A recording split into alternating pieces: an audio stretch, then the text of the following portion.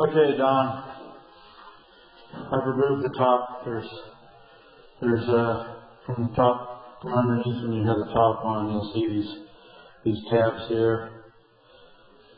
Those are your screws that hold the top on. Once you take those out, along there, and on the outside, the top just slips right off. Now, before you put the top back on, in reverse order, make sure you have this slider here put back in. Otherwise, you'll have to lift the top back up. So basically, it should look, there you have that back piece. Now there's two screws in the back right over here, there, and there. And then that pulls these two pieces, this one and this one together. Make sure you put this little cross piece in because it's doweled. And then once you have that together, then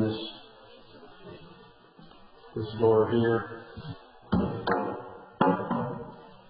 screws into the bottom of that, in the bottom. So it should be like this.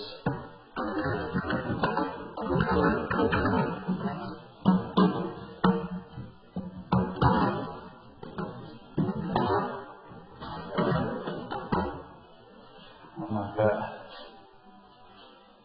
Okay? Adios.